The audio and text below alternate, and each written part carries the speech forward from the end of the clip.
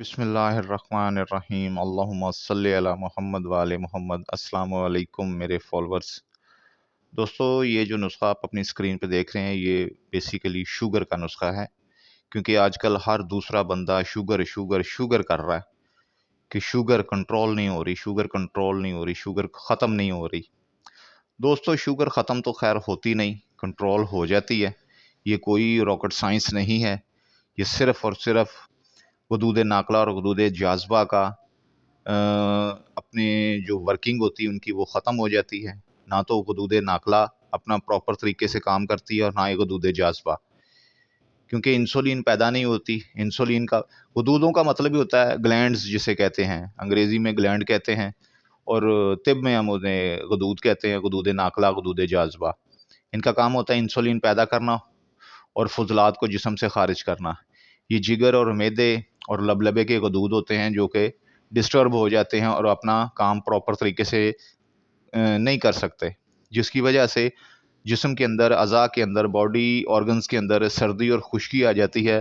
Basically सर्दी और खुश्की ही sugar का दूसरा नाम है। खून में इन्फेक्शन पैदा हो जाती है जिसकी वजह से शुगर लेवल बढ़ता जाता है, और खून की इन्फेक्शन की वजह से जिस्म के ऊपर दाने, फोड़े, फिंसियाँ और शुगर के ज़ख़म जो होना शुरू हो जाते हैं, ये इन्फेक्शन की वजह से होते हैं। तो ये नुस्खा उसके लिए एक बेहतरीन किस्म का ये अक्सीर नुस्खा है, बेहतरीन किस्म का नुस्खा है। ये शुगर लेवल को कंट्रोल करता है, हमेशा के लिए कंट्रोल कर लेता है। और जिगर की सोजिश चर्बी, लबलबे की सोजिश चर्बी को ये ख़त्म कर देता है, और लबलबे के अंदर ताकत पैदा करता है कि वो इंसुलिन पैदा करे। तो ये नुस्खा नोट फरमाएं। कलौंजी 10 ग्राम लेनी है। इसे कहते हैं पखड़ा, गोखरू। तिब्बी ज़ुबान में इसे गोखरू कहते हैं, पंजाबी ज़ुबान में इसे पखड़ा कहते हैं। ये इंदर जो तलख है ये भी आपने 10 ग्राम लेनी है। काली जीरी, ये भी आपने 10 ग्राम लेनी है। ये जो चीज़ आप देख रहे हैं ये मेथरे है, जिसे लोग मेथी दाना भी बोलते हैं, लेकिन मेथी दाना और चीज़ है, मेथरे और चीज़ है। आपने मेथरे लेने हैं, मेथी दाना नहीं लेना। काली मिर्च 10-10 ग्राम। 6 की 6 चीज़ें आपने 10-10 ग्राम लेनी है, इनका टोटल वज़न आपके पास हो जाएगा 60 ग्राम। और इसको आपने बिल्कुल बारीक पीस लेना है और इसके कैप्सूल बना लेने हैं।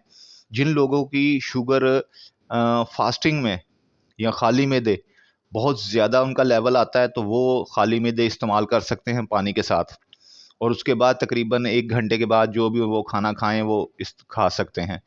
अगर जिन लोगों की नॉर्मल शुगर रहती है, हाई होती है खाना खाने के बाद, तो वो सुबह शाम एक एक कैप्सूल खाना खाने के बाद इसकी अपनी रूटीन बना लें, तो इंशाल्लाह ताला शुगर लेवल उनका हमेशा के लिए कंट्रोल हो जाएगा। ये तकरीबन 1 महीना लगातार इस्तेमाल करने के बाद, फिर 1 महीने के बाद जब दूसरा महीना शुरू होगा तो आपने एक एक दिन का वक्फा डाल के इस्तेमाल करनी है। तो ये जो नुस्खा 3 माह के अंदर अंदर आपके मैदे, जिगर और लबलबे के जितने भी जुमला अमराज हैं सबको ख़त्म कर देगा, और शुगर हमेशा के लिए कंट्रोल हो जाएगी। तो ये नुस्खा आप बनाएं, इस्तेमाल करें, दुआ में याद रखिएगा।